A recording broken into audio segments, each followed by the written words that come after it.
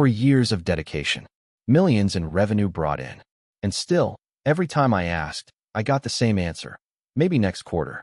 Each brush-off chipped away at my patience until one meeting finally pushed me past the breaking point. When a competitor offered me the one thing I'd been missing, respect, along with a life-changing opportunity, I made a choice that would shake the reputation of my old company to its core. No one could have predicted how I'd strike back. Have you ever poured everything you have into your work and still felt invisible? If so, I know exactly how that feels. Drop your story below. Maybe it'll give someone else the courage to demand what they're worth, just like I did. My name's Ethan Cole. I'm 29 years old, and this is how I stopped letting myself be overlooked and turned quiet frustration into the best decision of my entire career. I remember sitting across from Laura Benson in her spotless, glass-walled corner office. The faint hum of the fluorescent lights made the silence feel even heavier, like the building itself was reminding me how cold and transactional this place had become. Laura looked as polished as ever. Charcoal blazer, designer heels, not a hair out of place. She didn't even look up at first, just flipped through a thick folder of budget reports like she already knew what she'd say. Strategic priorities have shifted, she said finally, her tone calm but clipped, that same rehearsed voice she used every time bad news was coming. We need to be strategic about compensation adjustments right now. Strategic. I'd heard that word so many times it had lost all meaning. It was Laura's polite way of saying no, her way of wrapping a refusal in corporate language that made it sound like part of some grand vision. I sat up straight, forcing myself to stay composed even as frustration boiled underneath. I understand, I said evenly. But could we at least agree on a timeline for revisiting this? It's been over a year since my last salary review, and I'd really like some clarity. That's when she finally met my eyes, sharp brown ones, full of that same condescending calm I'd come to expect. Ethan, she said, leaning back and folding her arms, you need to think about the bigger picture. We're all making sacrifices. You're not the only one carrying a heavy load here. The words stung more than I wanted to admit. I clenched my jaw and gave the same practiced nod I'd given every time she dodged this conversation before. Of course, I said flatly, forcing a polite smile. I appreciate your time. She returned the gesture with that thin, hollow smile that said more than words ever could. It was over. The conversation, and maybe something deeper than that. I stood, thanked her again out of habit, and walked out. I could already feel her attention shift back to her reports before I even reached the door. The walk back through the office felt longer than usual. Maya, our receptionist, barely looked up from her headset as she scheduled calls. The conference room buzzed with energy. Junior consultants huddled around laptops, eager, full of ideas. I remembered when I'd been that hopeful, too. I passed my cubicle and stopped for a moment, staring at the pile of client folders stacked neatly on my desk. Right on top sat the Langford Systems file, a yellow sticky note in Laura's careful handwriting. Handle the renewal negotiations. Make sure they understand our value proposition. Her value proposition, I thought bitterly. Funny how I was trusted to close million-dollar deals that padded her bonus. Yet apparently, I wasn't worth even a modest raise. By the time I reached the parking garage, the air felt thick with motor oil and damp concrete. I sat in my old Honda Civic for nearly 10 minutes before even starting the engine, hands resting on the steering wheel. My faint reflection in the windshield stared back, tired, disappointed. For years of spotless reviews. Over $12 million in revenue brought in. Not a single raise since the day I was hired. Meanwhile, Laura parked her leased BMW 2 spaces away, paid for by the very deals I'd made happen. That night, I sat at my kitchen table with my laptop humming quietly. The glow of the screen caught the look on my face, somewhere between exhaustion and determination. For the first time in years, I opened my resume. I updated every line, then scrolled through job postings that offered what I'd been missing: fair pay, career growth, and companies that actually invested in their people. I bookmarked a few listings, but didn't apply yet. Not that night. I wasn't quite ready to jump, but something had shifted. As I stared at my polished resume, a steady realization crept in. After 4 long years, maybe it was time to stop chasing Laura Benson's approval and start thinking about what I actually deserved. Funny thing is, I never planned to work in consulting at all. Right out of grad school, I'd been looking into research positions when Gordon Ames himself called me for an interview.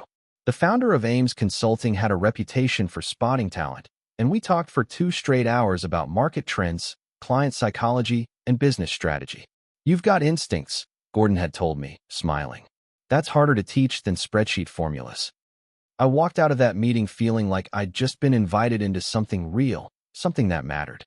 Back then, Ames Consulting still felt small, almost like a family. Gordon knew everyone by name and made a point of checking in on projects personally. It was exactly the kind of place my parents had always told me to find, somewhere loyalty meant something. My dad worked 37 years at a manufacturing plant in Ohio, earning every promotion through hard work and persistence.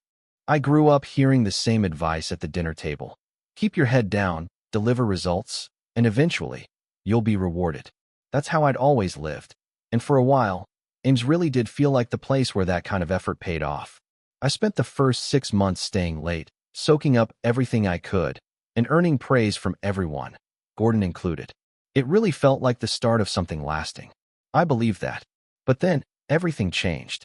Not long after I'd settled into my rhythm, Gordon Ames announced he was selling the company to a private equity firm and retiring to a ranch out in Montana. We all got the news in a company-wide meeting, but the real shift didn't happen until a week later, when Laura Benson walked through the front doors. They introduced her as the new operations director, the person who was going to modernize and expand the firm. Her first speech was packed with buzzwords: optimization, scalability, efficiency. It all sounded sharp and forward-thinking, but deep down, we all knew something was different. That family atmosphere Ames once had, it vanished almost overnight. Laura's arrival marked the start of a new era, one where we weren't people anymore, just numbers on a spreadsheet. At first, I tried to stay optimistic. Laura handed me tough assignments, and when I landed the Langford Systems account, she even smiled and said I had potential for advancement. That was 2 years ago, back when I still believed advancement meant more than extra work for the same paycheck. My numbers spoke for themselves. Langford alone brought in $3 million in revenue last year, and my client retention rate was among the highest in the entire firm. But raises? Promotions? Those never came.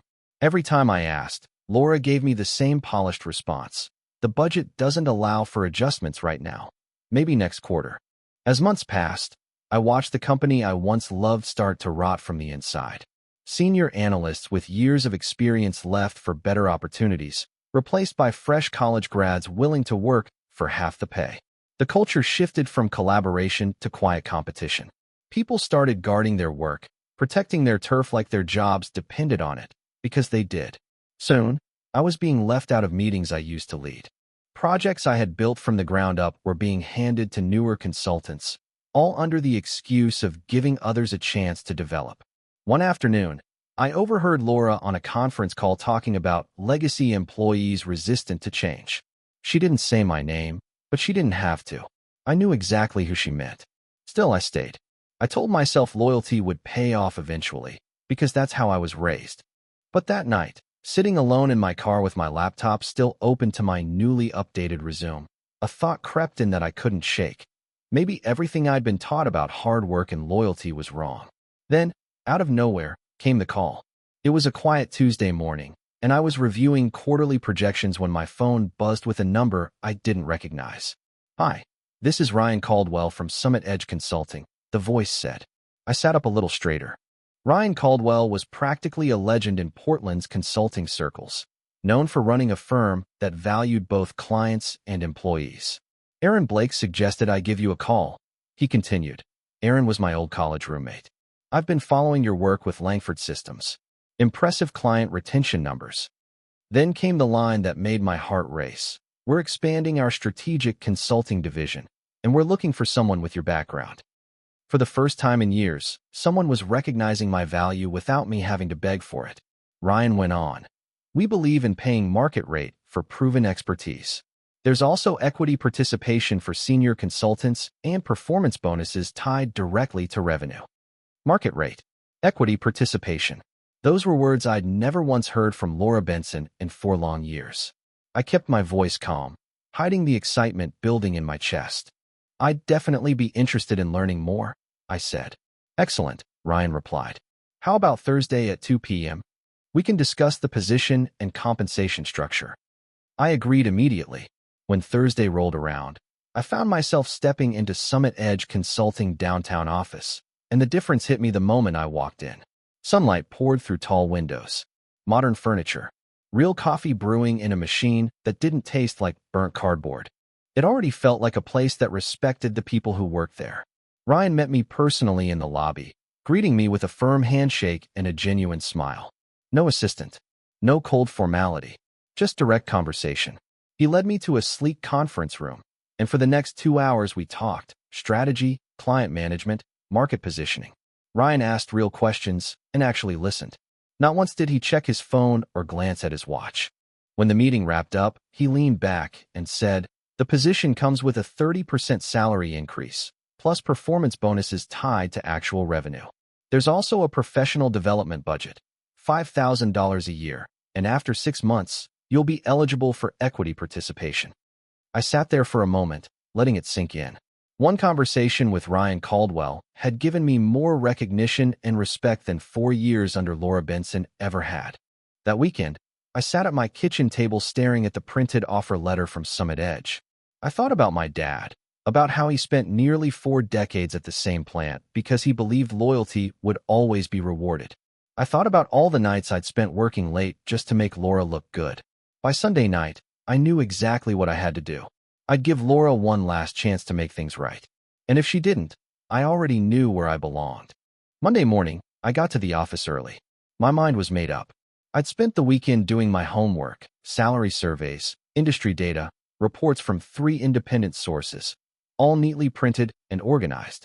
By the time Laura walked into her office, coffee in hand, I was already standing at her door. She looked up with mild irritation when I knocked. "What can I do for you, Ethan?" she asked, her voice carrying that same dismissive edge. "I'd like to discuss my compensation," I said, keeping my tone even. "It's been over a year since my last review, and I believe it's time to address my salary. Based on my research, I'm currently earning about 25% below the market rate for senior consultants in Portland." I set the documents on her desk. Laura gave them a quick glance before leaning back, crossing her arms. Her expression didn't change. "Market rates are inflated," she said at last, her voice smooth but condescending. "Companies are overpaying to attract talent, but that's not sustainable. We prefer to invest in long-term stability rather than chase arbitrary benchmarks." I didn't flinch. "This isn't arbitrary," I said evenly. "I've generated over $12 million in revenue for this company in just 4 years. The Langford Systems account alone covers my salary for the next 3. I'm not asking for a handout. I'm asking to be paid fairly for the results I've delivered." Laura's jaw tightened. She stood, walking over to the window, looking out at the parking lot below, right where my beat-up Honda Civic sat next to her shiny leased BMW. "You know what your problem is, Ethan," she said finally, her tone sharp. "You're not thinking strategically. You're focused on short-term gains instead of long-term career building." I stayed calm, meeting her words with quiet clarity. "And what exactly does long-term career building look like here? Because from where I'm sitting, it looks a lot like 4 more years of this same conversation." She turned back toward me, her expression now flat and professional, the way she talked to difficult clients. "Maybe we need to reassess whether your expectations align with this company's culture," she said. "Some people thrive in environments that prioritize team success over individual recognition. Others need constant validation." The message was clear. "I'm not looking for validation," I replied evenly. "I'm looking for compensation that reflects what I contribute." Laura gave a small, dismissive shrug. "I'm telling you that's not possible right now. If that's unacceptable, maybe you should consider whether this is still the right fit for your career goals." That was all I needed to hear. I stood, gathered my papers, and said, "I appreciate your honesty. I'll think about what you've said." But I didn't need to think. That afternoon, I called Ryan Caldwell and accepted the offer from Summit Edge Consulting. The employment agreement arrived Wednesday night, and I signed it without hesitation. By Thursday morning, I'd printed my resignation letter, professional, concise, and polite. But Laura beat me to the punch. Friday morning, Maya from reception called me into Laura's office. Laura sat behind her desk with a folder open, her face cold and unreadable. "Close the door and have a seat," she said. I got an interesting call yesterday from Summit Edge Consulting. They mentioned interviewing a Ames employee for a senior consultant position. I set my resignation letter on her desk. Actually, I said, we do need an honest conversation. This is my resignation. I've accepted a position at Summit Edge, effective 2 weeks from today. Laura scanned the letter, her face shifting from surprise to anger to that icy calm she used when she was about to strike. This is incredibly disappointing, Ethan, she said. After everything we've invested in your career, you're walking away for what? A few thousand more a year? This isn't about a few $1,000s, I said quietly. It's about being valued. About working somewhere that treats its people like investments, not expenses. Her voice turned sharp, almost cutting. And you think Summit Edge is different? They recruited you for one reason: access to our clients and strategies.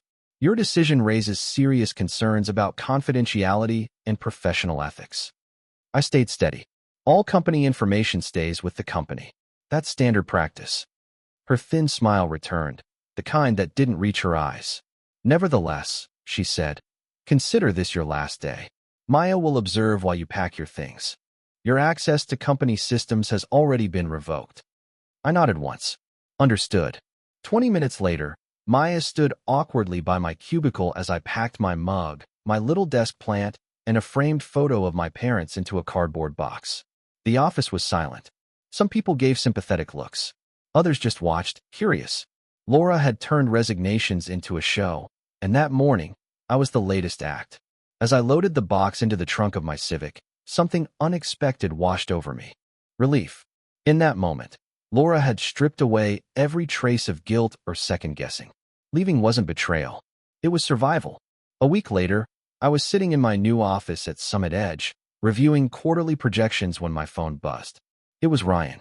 Ethan, just wanted to give you a heads up, he said, his voice steady but edged with amusement. Laura Benson called here this morning. Tried to paint you as a disgruntled employee who couldn't handle change. Said you might have loyalty issues. I leaned back in my chair, not surprised in the least. Let me guess, I said. She framed it as a concern for your firm's integrity. Ryan chuckled. Pretty much. But here's the thing. She underestimated how much we actually value results. I told her we don't take hiring advice from a company that's been losing its top clients. He paused, then added, You're doing great work here, Ethan. We trust your professionalism completely. Those words hit deeper than I expected. Trust. I hadn't felt that in years, and hearing it now was the kind of validation Laura never gave. 6 weeks later, Ryan called me into his office again, a folder in his hand. This might interest you, he said, sliding it across the table. I opened it and froze. Right there on the first page was a familiar name, Langford Systems. They reached out to us, Ryan said. Apparently they're not happy with Ames. Service quality's dropped since you left, missed deadlines, poor communication, junior consultants trying to handle senior-level strategy. They specifically requested that you lead the transition. I flipped through the attached emails, scanning each line until one stood out. An email from Langford CEO. Things haven't been the same since Ethan Cole left. We need a consulting partner who values relationships as much as results. I set the folder down, a quiet satisfaction settling deep in my chest. This wasn't just business. It was proof that integrity and trust last longer than corporate politics ever could. Ryan looked at me. You ready to take this on? I didn't hesitate. Absolutely. That week, I poured myself into the proposal, late nights drafting frameworks, analyzing markets, mapping out transition plans. But it didn't feel like work. It felt like a message. Every page, every detail, was my way of showing exactly what Ames had thrown away and what Summit Edge had chosen to believe in.